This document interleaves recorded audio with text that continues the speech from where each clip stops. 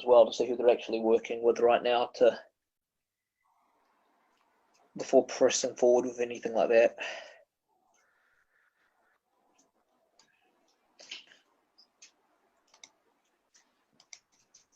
Okay, we're now on air, buddy. Okay, I'll hit the record button. Okay, record on this computer. Okay, so hello everybody. Welcome to Tuesday, the 14th of July's edition of Track Talk Tuesday, Pinoyathletics Track Talk Tuesday, with the hosts, myself, Coach Andrew, and also Coach Ernell Ibarra, the professor. I'll just address some things. I have a few requests asking about links and that sort of thing. So I'll just quickly let, I'll quickly just share the link to the track talk, as I have some people who are quite interested in joining. So I've just entered the link. All right. So without further ado, we'll get straight into it. It's been a rather busy time for myself, as I've spent a lot of time working on a very challenging level 3 Athletics Australia sprints and hurdle coaching course, which I will talk about later, which has been taking up a lot of my time doing. I'm feeling with this level 3 sprints and hurdles course, I'm feeling like if this was a high jump competition, I would just be making it over the bar. I feel that the course is at my level, and I don't feel that I could take on level 4 for quite some time without a bit more coaching experience under my belt. I think I would need to be coaching, probably wait at least another 2-3 more years before I can attempt level 4 Athletics Australia sprints and hurdling coaching accreditation, because honestly I would drown at this point if I attempted level 3 and level 4 at this point. It would just be much too challenging. So now, without further ado, if you could share those slides. Yes, buddy. The outline. Moment. So the first one is the talent identification. The other one. The blue one. Outline. Or the outline is not, the outline, not the talent identification one. Okay. One moment. Okay, so awesome. Thanks. Okay, so we're now. Okay, so I'm now discussing what we will be covering today. So our main topic will be talent identification for speed and power athletes, primarily for sprinters, how to find and identify talented sprinters amongst the general population, things to consider, things to know in regards to handling and that sort of stuff. Just, a 10-page PowerPoint set of slides, pretty easy to understand, pretty concise. For further information, you can find a full article on Pinoyathletics regarding talent identification for speed and power athletes. If you feel like a bit more of a thorough read, I believe it is about a 3,000, 4,000 word article, possibly more, as we do like to write in depth. Resources which can be referred to at a later date with evergreen content. Moving on to the next slide. One moment. Okay. Where's that?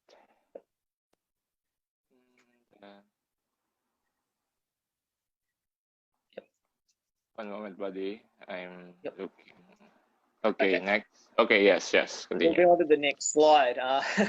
It's just that you, buddy? Yep. You, I think so. The buff. This is like the buff beard dog, man. The buff beard dog. Yeah, and obviously I should have pulled my pants up a little bit more in that photo. But anyhow, yeah, this is from a few years ago.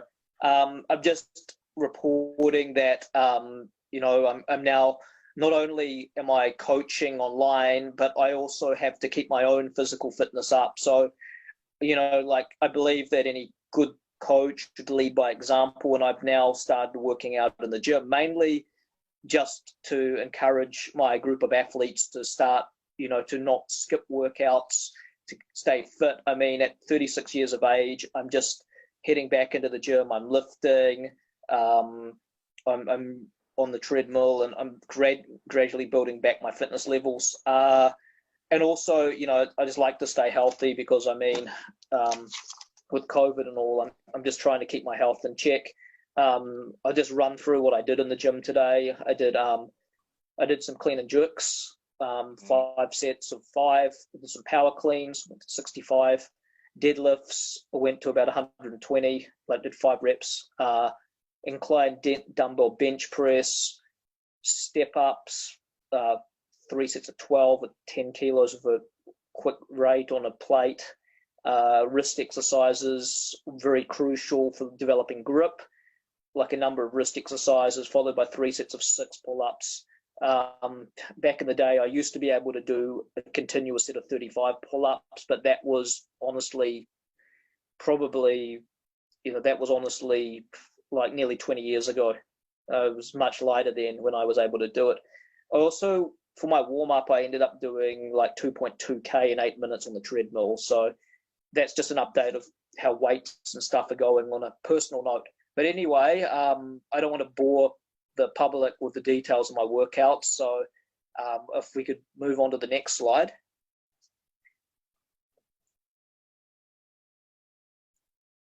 Okay.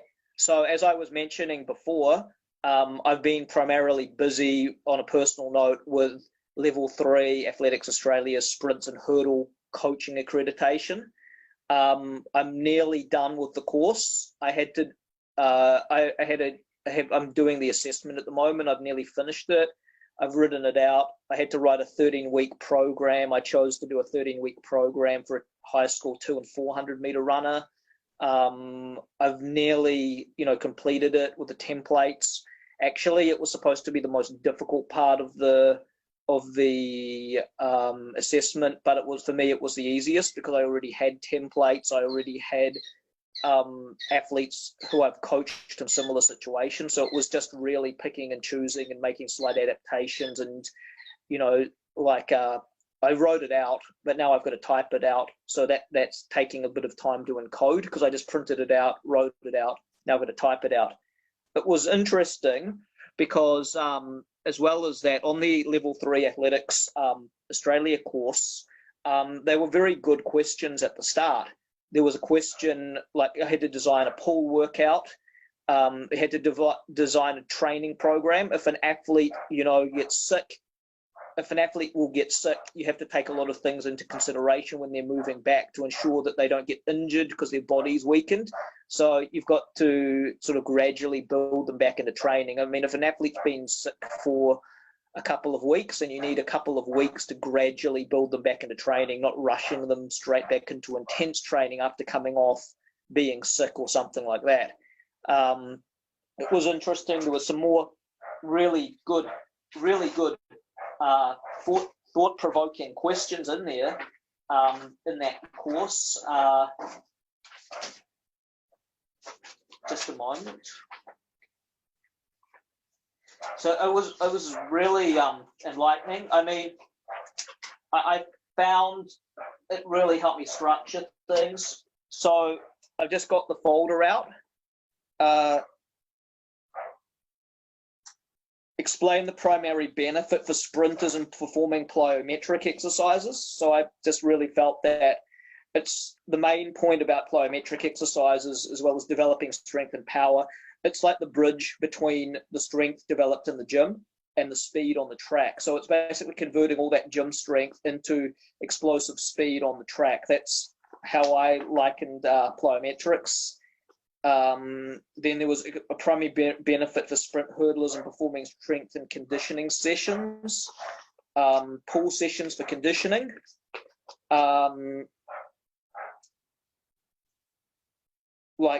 There was the question about the returning to the track from illness to avoid injury, not rushing back in too quickly.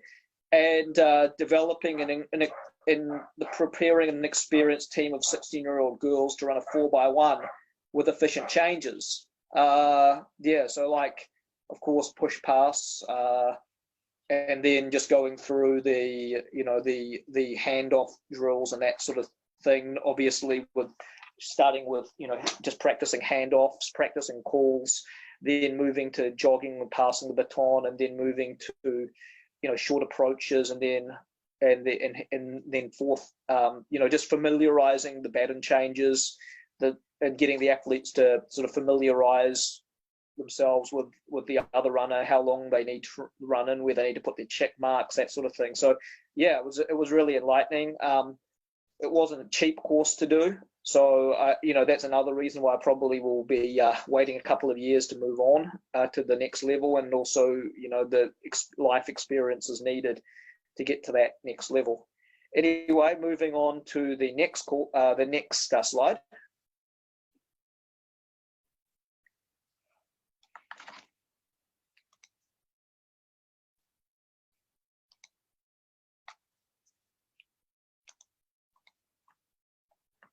Okay, so the next thing is regarding the situation of the COVID, the IATF, and competitions.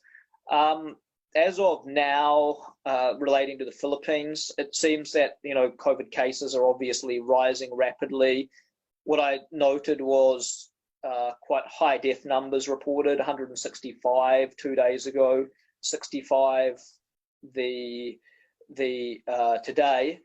Even though these figures are probably not reflective of number of deaths in the actual day, these are basically backlogged cases that have been reported from other days. So it just seems that the COVID situation is on the rise, which presents a whole set of challenges in regards to training, having a lot of online athletes who I'm training, having to make adjustments to the programs. Like, obviously they can't use track ovals, so they're having to use stationary bikes and training inside, and I have to make adapted training programs for certain athletes, which is a challenge within itself, to modify my workout so the athletes do not lose too much fitness, but at the same time do not put themselves at risk of contracting the COVID.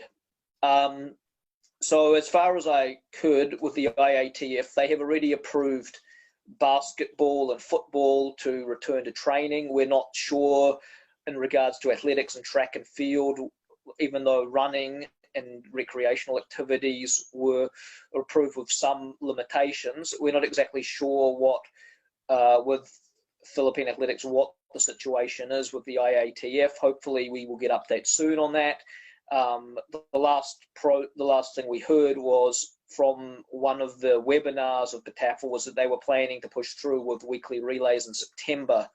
I'm not entirely sure if that will be possible at this point, because, like, for example, in Europe, there's a lot of restrictions in place, like with the Golden League, Diamond League, and other competitions.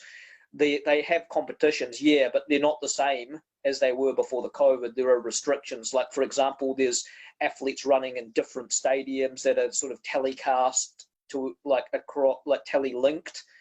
For example, when those three guys ran the 200, Noah Lyles, the white French sprinter, I can't remember the guy's name, and the other American guy, when they ran, they were running in different stadiums, solo for the 200 meters. Then, for example, in some of the other races, like the women's 100 meters in Jamaica, there was only 4 runners and they were running one lane apart. So these sort of modifications will have to be considered by the Philippine Track and Field Association when they make their proposals to the IATF, because there are limitations to what can be done to ensure that the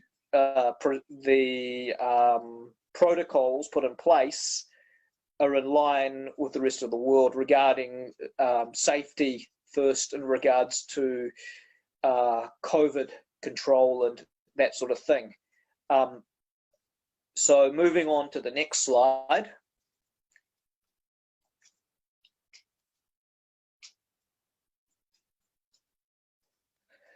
Okay, so next month the Vietnamese, they've already had their Speedy Cup in June. They've had their national marathon in July. So in August they're moving to their closed national championship in August. This will be for both identifying new talent and youth, and also for their seasoned SEA Games caliber athletes to show their performance at this point.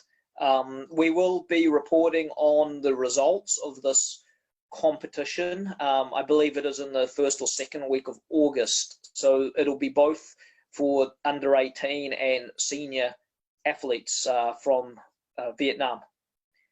Moving on to the next slide.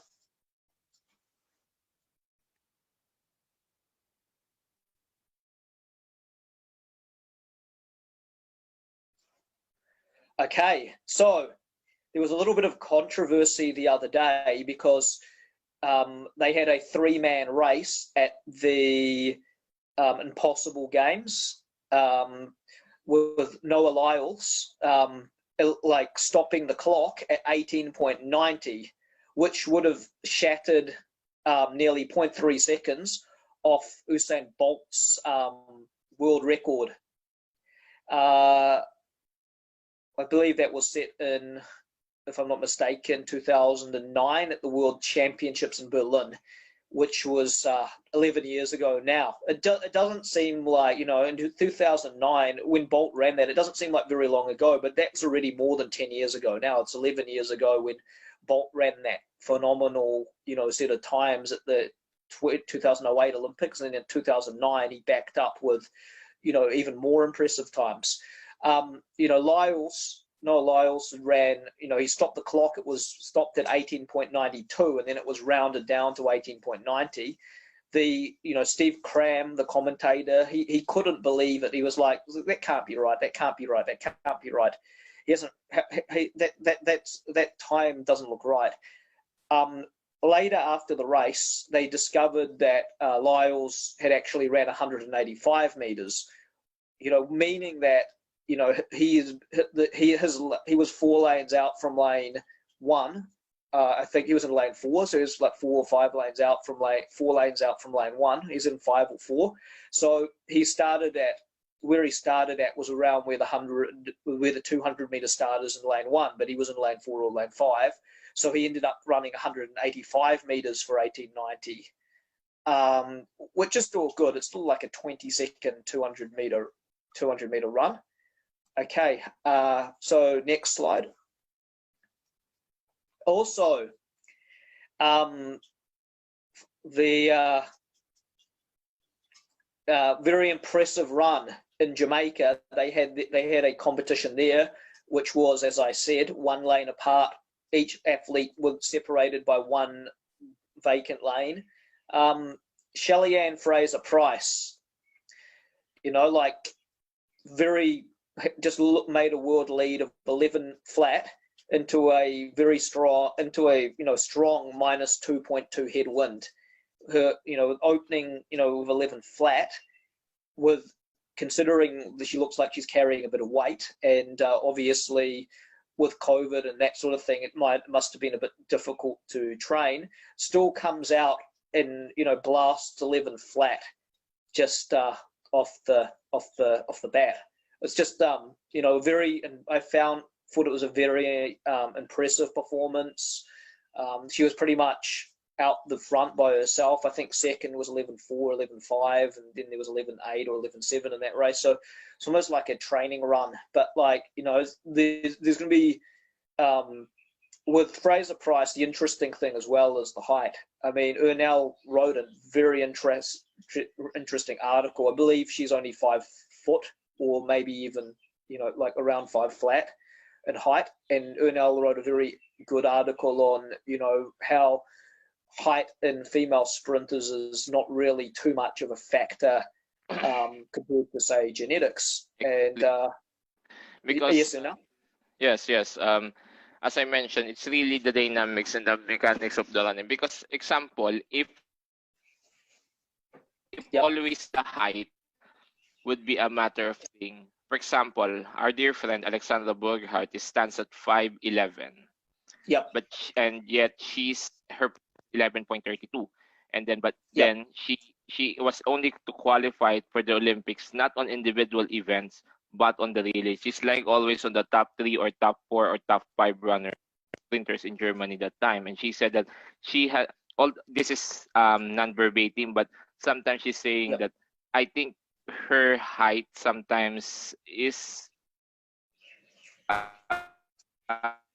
um, hindrance. its challenge is because of her size, but then at the same time, that's why she's managing always to do the first runner and the second runner because of the head start. So that is the reason. Yep. I mean, the other thing you need to consider, and this is going back to what I covered in the Athletics Australia course with relays and passing, is the other thing you need to really consider is the height of the runners with the passing of the baton, because like if you have a taller runner passing to a smaller runner or a smaller runner passing to a taller runner, it's like, you have to make some adjustments there, because if a smaller runner is passing to a taller runner, the smaller runner really needs to reach up to pass the baton into the hand of the taller runner. So Yes.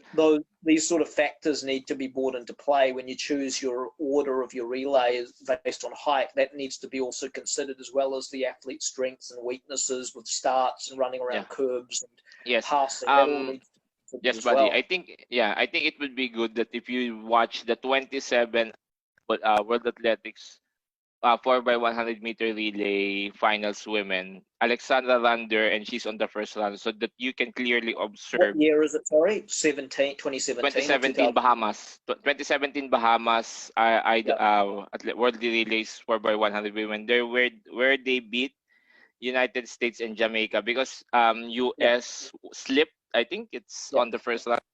It slipped on the track, and then Jamaica. Yeah. What would be very interesting with Shelly-Ann Fraser-Price is looking, how long is her stride? Does she have the stride of a taller runner because she creates so much force when she hits the ground? Or does she have the stride, like, does she just have a shorter stride than a taller runner, but just more stride frequency, meaning that her legs just turn over faster? That would I be an think interesting Yeah, thing I to think it's know. the frequency on how fast she stride, but at the same time how Yep. fast she gets Yep. out of the surface. I think that's another question, Yeah, because well, with sprints, it's about like how much force you can apply in a short amount of time. It's not just about applying a lot of force. It's basically applying that force and basically recovering for the next stride. It's not just about applying a lot of force. It's about applying a lot of force in short amounts of time and trying not to spend too much time on the ground. Mhm. with like another good example is Usain Bolt and Tyson Gay. Obviously, Usain Bolt is 6'5". Tyson Gay is, I believe, about 5'11". I'm not sure if he's 6. He's about 5'10", 5'11". And Tyson Gay's strides are nowhere near as as long as Bolt's, but he has like higher stride frequency. But obviously, in the case of someone like Shelly-Ann Fraser-Price, she's probably got incredible stride frequency, even if her strides aren't, really super long. She's probably got incredible stride frequency to compensate for not having the height. In which case, incredible stride frequency, yeah, you can coach that. You can develop that through drills, and you can make an athlete, like very efficient in stride frequency. But at the end of the day, a lot of it comes down to genetics. That's what I find, that genetics would play a huge part in someone like Fraser-Price. Even though, like, she isn't particularly tall, she's probably got a lot of fast, like the type 2 fast twitch muscles in her legs compared to like the rest of the population. Hence, she's more naturally just explosive. And that's obviously just been fine-tuned by having a coach who's who's basically ticking all the boxes when it comes to like things that need to be done in training. Anyway, Yeah. moving on to the next slide. This Okay. is really a topic in itself. I, Yep, next one. Okay, so the last thing I want to mention before I head into our main topic is, yeah, we've had a lot of interest from athletes who want to have coaching and that sort of thing. So we've created another group. We're screening applicants and that sort of thing, mainly just to share knowledge and provide some structure to programs and that sort of stuff.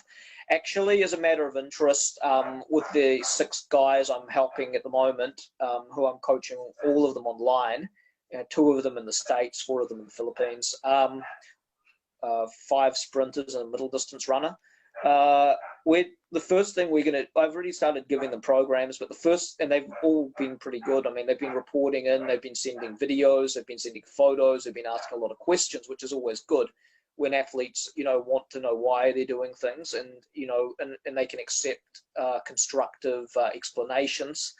Obviously, we'll take on more, but obviously, in the past, how I work is I give a 1-week program, and if the athlete just doesn't do it, then then it's better that they look for greener pastures in that case, because I mean,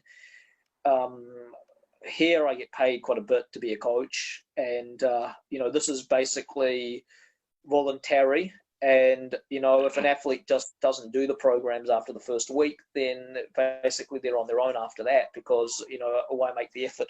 But what I'm saying is that one of the first things that we're going to do, and this is what I did with my athletes before at the sports academy, is I asked them to write down their goals.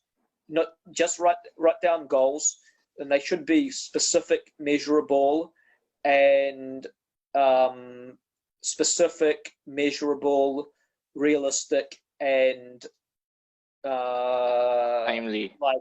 and specified by time. So I want to achieve this goal. I want to run this time by this date. I want to, and even if I want to, for example, I want to make the Palarong Pambansa final. I want to qualify to go to college in Manila. I want to qualify for the SEA Games. Those are good goals. But if you're going to say you're going to qualify for the SEA Games or qualify for the Palaro final or whatever, you should have a fair idea of what exact time or what exact performance is required to do that. That's how specific goals need to be set, because basically if you've got a target time or a target jump or a target whatever you want to do, usually the best way to do it is basically think about when you want to achieve it by, and work backwards from that date, and work backwards from that date and where you need to be at each certain point in terms of a check mark. You need to be, say for example, I mean, if you want to run, 11 flat, and you're running 11.5 at the beginning of the season, then obviously, by a certain point you should be running about 11.2, on the way to running that 11 flat, or 11.3 or 11.4 prior to that. So, there are check marks, to know that you're progressing to where you want to progress to. And if obviously if you're not progressing to where you need to progress to, then in that season, obviously adjustments need to be made to the program. To, at times, if something's not working, then adjustments need to be made to the program, which is where feedback comes in. Obviously, in my view, if an athlete has years where they're not improving under the same coach, then it may probably not work. But if, say for example, if it's still the first season with the coach, then and something's not working, then obviously as a coach you need to talk to the athlete, get the feedback, come up with something, and then make adjustments where necessary to get the athlete back on track to where the objective is heading. But the other thing is that as a coach, you should always be positive. You should always be positive. You should be realistic, but you should be positive towards the athlete in terms of constructive feedback, positive feedback, try and praise what they're doing right, and rather be too negative about what they're not doing well. If they're not doing something well, you can always say, I think you need to work on this, because it will help you a lot, sort of thing. Just make it sound like what you're trying to help. As a coach, you're trying to help. You're not trying to demoralize. You're not trying to put an athlete down. You're not trying to you're not trying to belittle or embarrass or humiliate the athlete. You're just you're there to help. At the end of the day, that's your role as a coach. You're helping the athlete on their journey to where they want to be. That's why it's very important to establish a goal, so the athlete writes it down and they know where they want to be. So the athlete will, be able to refer back to it. So, and then you can evaluate whether or not you're on the way to that goal or things need to be done differently. All right. So next, we'll just move into the main part of today's presentation, which is talent identification. Yes, one moment. Yeah. So, okay. So one moment. Yeah.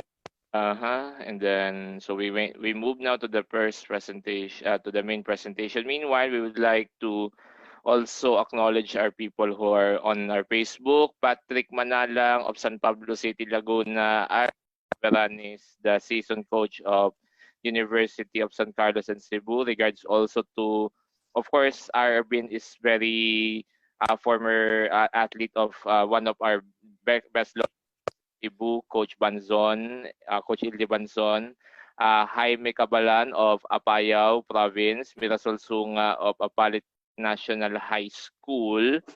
Okay, so we continue. So while also at the same time we're on Zoom, we have Robert Dagas Jr. Sir Robert, if you can say something, if you're online, please say hello to our friends all over the world to Pinoy Athletics. Sir Robert, what is your affiliation, and also at the same time, where are you located or connected? So meanwhile, while waiting for Mr. Robert Dagaas Jr., so we continue with our presentation, buddy. So one moment. Okay, then tak, tak, tak. Okay.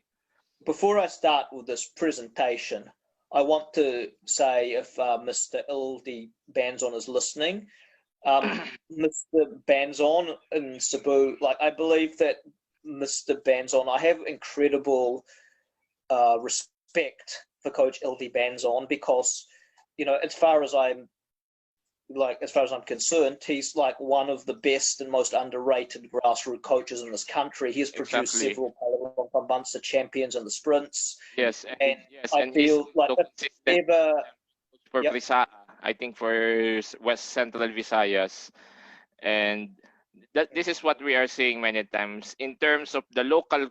As you mentioned, the underrated quote-unquote coaches in the Philippines, local coaches, we have Coach Noel Diel, we have Ilde Banson, and I think else that you can mention. We should also find Coach Damasol from Leyte. Yeah, Leyte, and also the coach of Risa Valiente, who was the name of that from Bohol? Rosella Regalacion from yes, Bohol. Regalacio, and then also who the else? Arcas, of course. The Arcas, the guys and the coaches in B-Call, they're doing pretty good as well. So with LD Banzon, I'm hoping that one day, maybe if he wants, he could come into it. I would. I'm hoping with LD Banzon, Coach Banzon, one day, if he has time, if he could join us on our track talk, and we would love to hear from him and his journey as a coach, his perspective, and all those wonderful athletes that came from Cebu that he worked with, from I believe Balani Chantal right up to Samantha Lemos, just all those wonderful Polaroid performances that he shared with us from athletes that he nurtured and developed. And we would love to hear about his coaching philosophy and his coaching journey, if ever he has time to join us. We'd be very interested to learn and hear his story about how about his coaching and that sort of thing. Anyway, I'll begin with this presentation on talent identification for speed and power athletes. Okay, so talent identification for speed and power athletes, mainly in this case sprinters, because that's my field of expertise out of all the events. I feel that's the one I'm probably the most adept to. www.pinoyathletics.info. Okay, so next slide. Thanks. Yes, one moment. By the way, I'm trying to communicate with Arvin Loberanis because he's the Okay, he one. might be on the PAFA webinar today. I believe Yeah, that's and ongoing. no worries. Yeah, but I think Yep. okay. So Okay. this is your second slide, buddy. So coaches Okay. seldom realize blah blah blah. Okay. All right. So coaches seldom realize when they decide to place an athlete in an event at a young age how critical this decision is. At this time, when the coach is simply thinking of picking up a few points, an athlete's career can be bolstered, wrecked, and a pattern of self-confidence or eternal self-doubting can be established if not done right. Okay, next slide or piece of this slide, I believe. Yep. Okay. One. Yep. Okay.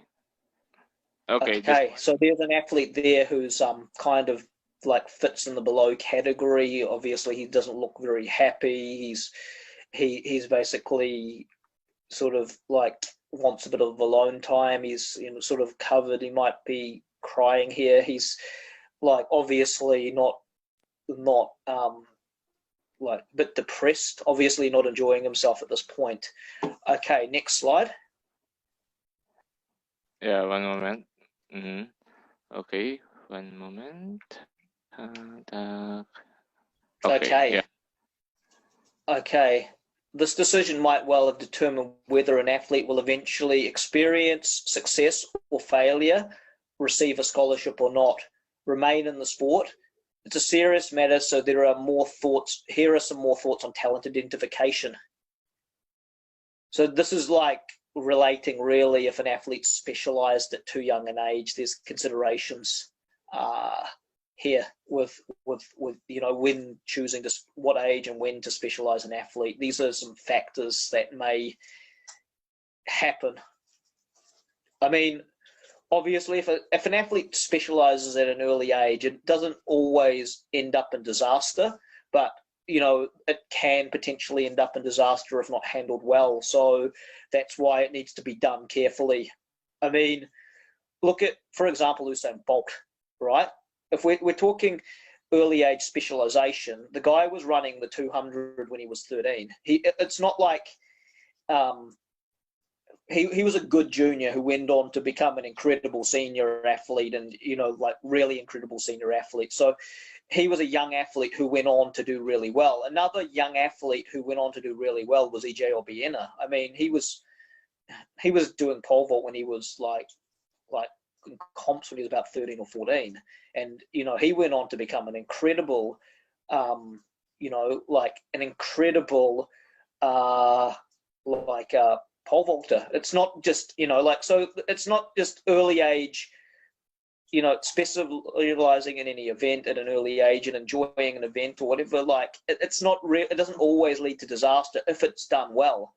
I mean, EJ was like a pretty good junior athlete, and he went on to become a Asian champion and world university games champion when he got older. I mean, he was nurtured really well by the people, especially by his dad, and now in the very capable hands of Vitaly Petrov. I mean, he was nurtured very well, and he continually improved, and he never lost that love for the sport. The love for the sport, even though at times, it was frustrating and a bit depressing and difficult at times, he still really loved what he was doing, and he really knew what he wanted to do and where he was going, and that was really nurtured and supported by a set of loving parents who really catered and helped him on that journey. And like that's why I don't feel that specializing too young is always a bad thing if the people who are supporting the athletes. Of course, EJ didn't just do pole vault. I mean, he did hurdles and other things as well, and But his love was always pole vault. It's not like he was going to really get serious about another event. He always knew he wanted to be a pole vaulter, and that's how it went. Anyway, next slide. One fundamental question is asked: are you sure all your athletes are in the correct event or the right sport? Yeah. So when I was coaching at the sports academy, I was primarily a sprints coach. I have coached middle distance, and I did coach some middle distance athletes, but I primarily I was assigned to coach sprinters there, so 1 and 200 only. I wasn't even allowed to touch the 4 at that time, so I focused on the 1, the 2, and the 4x1. That was my assignment, my designation, so I wasn't allowed to venture out of that, even though I did end up with some athletes who ended up as quite good long jumpers. I had athletes that could have been, better at the 400, possibly even up to the 8. I moved I had an assistant coach who was a jumps coach, so that was good because we worked together well, and I did assign some athletes who I felt would be better in the high and the jumps, so they went over to the other coach. Some athletes would have been good hurdlers. The other thing was with some of the athletes I was developing, I helped them get as quick as I could get them. When I felt that that they weren't improved, I got into the point where I felt that improvements would have become very minimal, and if they wanted to try out other sports, I usually let them go and do other sports, because I felt that what's important is not just as a coach what you feel you want the athletes to do, but what do the athletes enjoy doing. Maybe that you help them develop their speed to a certain point, and then that speed is going to be very helpful in a lot of other sports, because speed is really crucial in other sports, whether they decide to go and play football, whether they play basketball. I worked with an athlete, who did baseball, and, we got him down to 11.6, and he ended up playing for his pitcher for one of the Philippine teams. So, that really helped him become a better athlete in his chosen sport. Sometimes the sport develop the speed for the athlete. Sometimes it's not their most favorite sport, and they want to do something else, which is fine. And as a coach, you have to sort of accept that and move on, and just say, you help develop the athlete's speed, which played a small part in the helping that athlete be a better athlete in the other sport, which is good, because speed is very transferable to other sports, and it's good. I mean, as long as they're motivated and they want to do what they and they're enjoying what they're doing, then I think it's perfectly fine. Yeah, so cool. So next slide.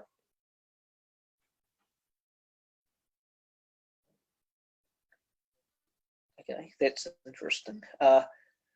Obviously, we're looking for athletes for speed-orientated events. People who can run fast are the best candidates. But how can you tell who might be faster later in life? So, yeah, when you have athletes, you've got to take into account that, the way I see it, that sometimes the shorter athletes, they're usually really good, at the start. The taller athletes take a little bit longer to catch up, because obviously they've got a higher center of gravity, so developing coordination and growth, and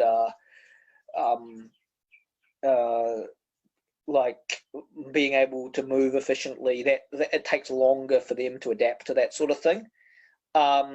When finding athletes for the sprints, hurdles, jumps, and throws, so all of these events listed, sprints, hurdles, jumps, and throws, they all require speed and power, especially sprints and hurdles.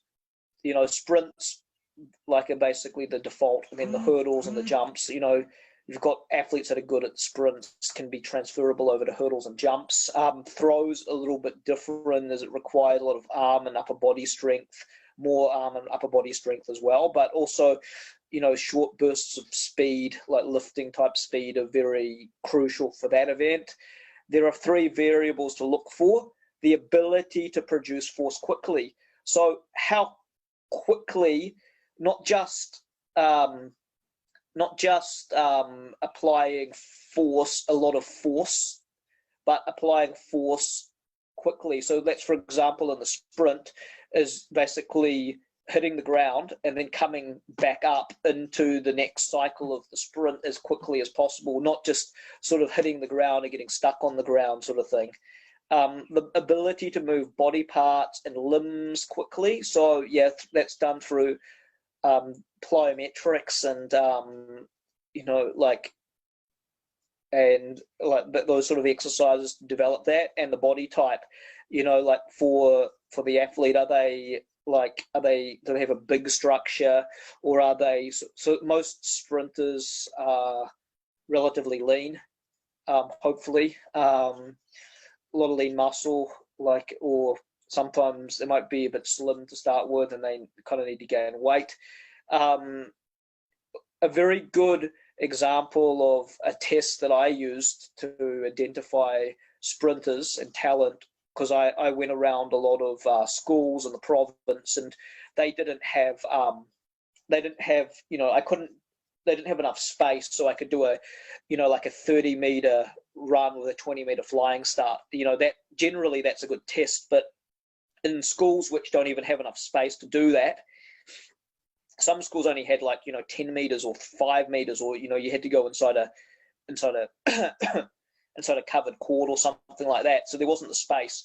What I usually did was I did standing long jumps, because I felt that with standing long jump and sprint speed, there was a correlation between, if an athlete was very good at the standing long jump, they usually had quite a bit of explosive fast twitch in the legs.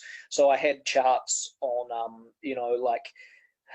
for sprinters I was working with, most of the girls, for example, were running, most of the girls that were running in the 12s, they were doing around 240 to 260, 250 in standing long jump, versus the girls who were running, around the 13 and a half mark. They're probably doing, close to about 180, 190. So there was a correlation between, not an exact correlation, but there was a general correlation between sprint speed and the amount that they could standing long jump. All right, I think we need to go back to, we got up to slide 6, I think, or it might have been a bit further.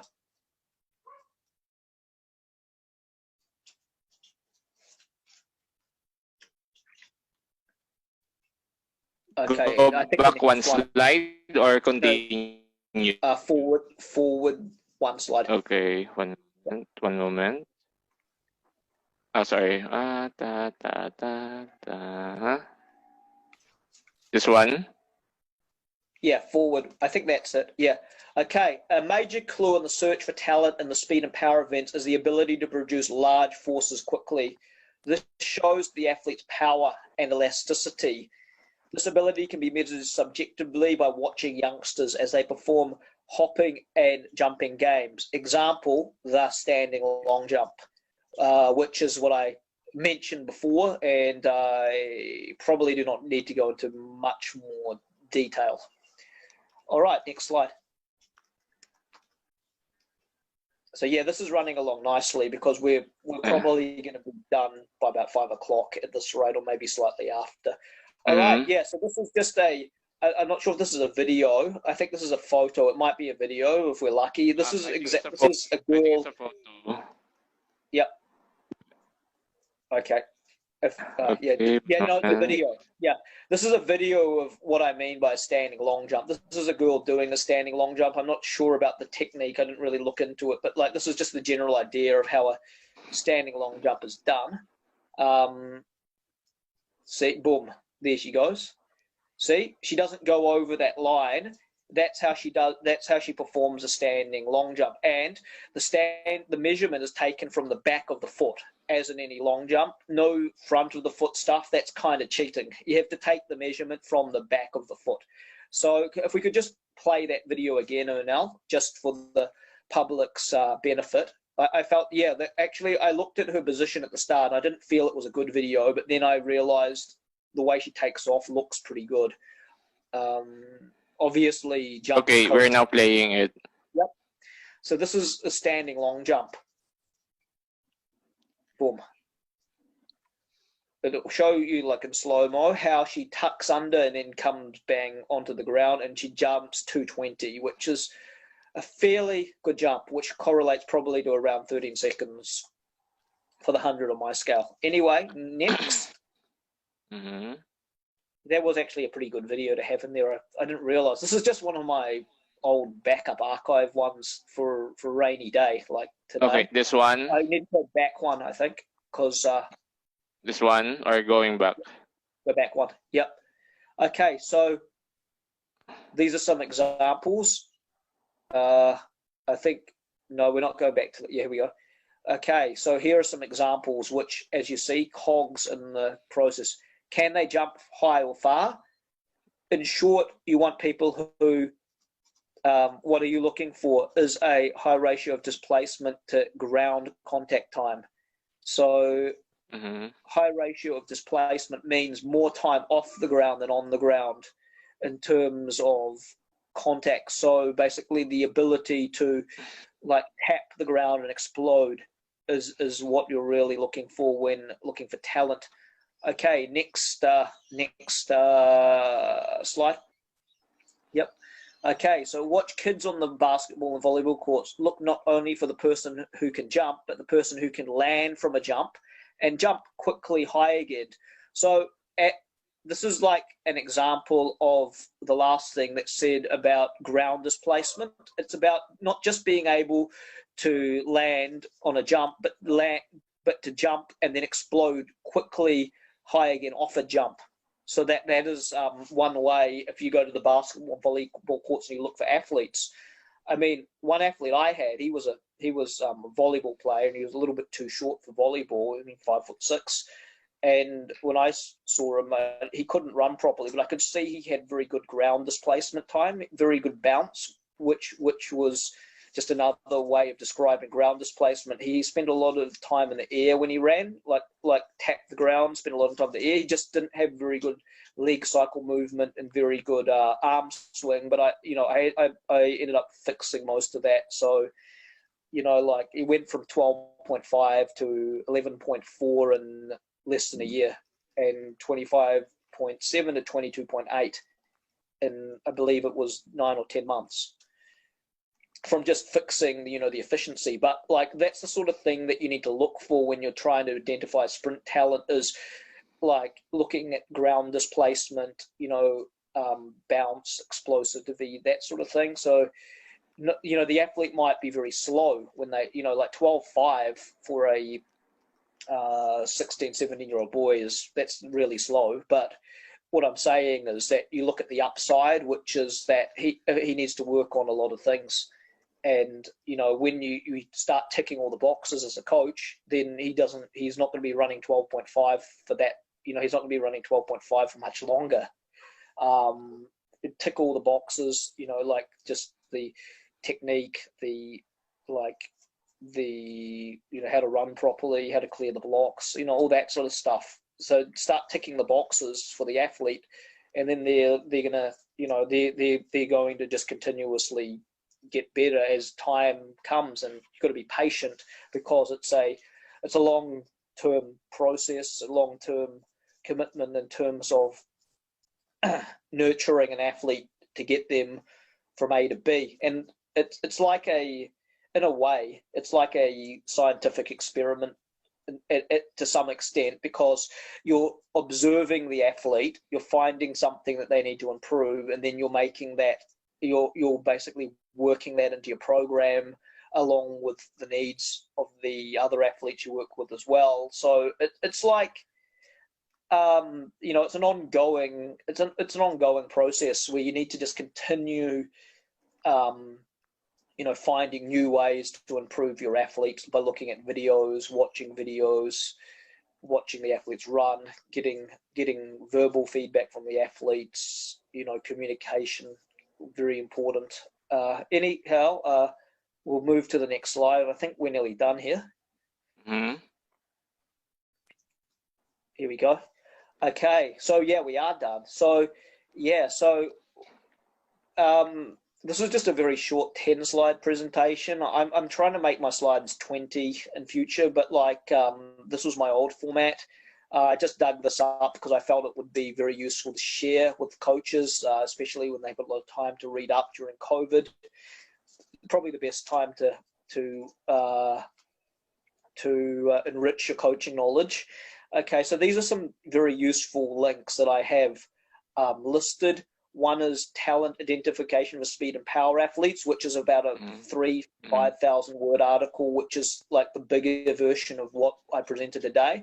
I've also included a link for is speed training appropriate for adolescents, which is basically explaining how, like, you know, speed training is adapted for adolescents compared to, say, elite athletes. These are two really useful links. And also, yeah, feel free to leave comments in regards to that. Okay. So, Nell, anything to add, or are there any questions from the group, or any shout outs? Okay, one moment.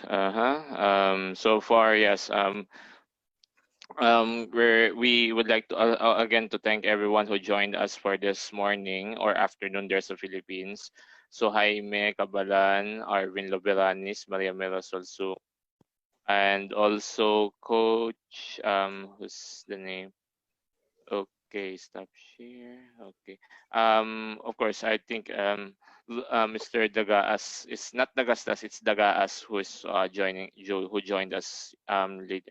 Okay, I'm continuously communicating with Coach Arwen Loberanes if we can get on board Banson on our next session. So we'll see what will happen.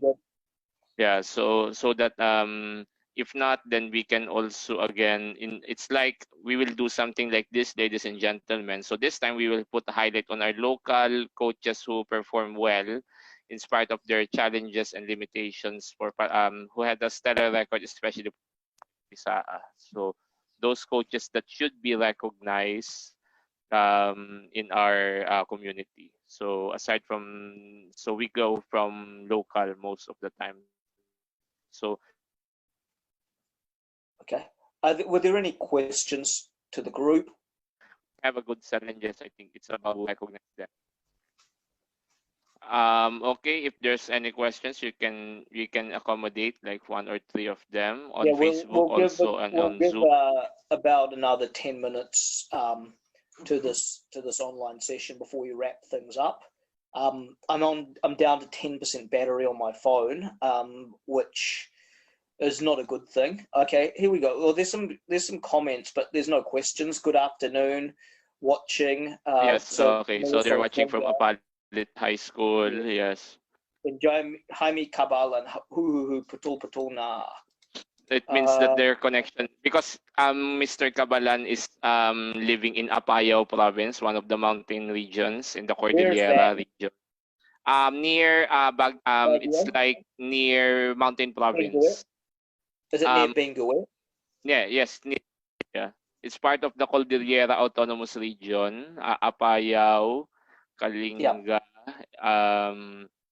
Benguet, Mountain Province. And that's nearby where Hector Beggio came from. I think that might even be where Hector Beggio came from.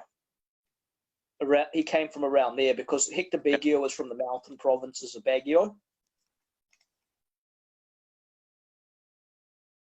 The Olympic steeplechaser that Tony Benson developed, Mr. Hector Beggio, the steeplechaser from Baguio City, and also Catherine K. No, he's not from Baguio. He's not friend. From Baguio City. He's from one of the mountain provinces. Because Tony told me he drove like into the mountains to the village of Hector to go and fetch him. So Hector comes from the mountains, which was probably very good in his development, I guess. Get strong lungs and that sort of thing, altitude, sort of stuff. Okay, it's not bad. We have we had a few people tune in today, but that was, I think, well, it was good. I mean, that was just one of the presentations we had lying around. Um, yeah, I mean, if we can get Vans on or somebody else on, that would be good. I mean, I've got heaps of presentations if need be, which we can have in reserve. Um, Yeah, yeah, I think yeah. We're almost done. So anything else that, on your part? we've got another cut it. We'll cut it to about 4 minutes now because Okay, yeah. So I think we covered quite fine. And then, of course, we will continue our sessions next Thursday. So yeah, always stay tuned every Tuesday what and I'm Thursday. gonna do is I'm not sure if you want to join. It's regarding the coaching group. Mm, I'm going to do some like goal setting. I'm doing a goal setting session, but obviously that's just for the group, like a goal setting session for the athletes in the group to get them to write down goals and that sort of thing. I mean, if anyone, if there's any applicants, we can always screen them if they want to join the group. But mhm. I would rather uh, have a quality group than have just more athletes and that then we can actually handle. But we'll see how it goes.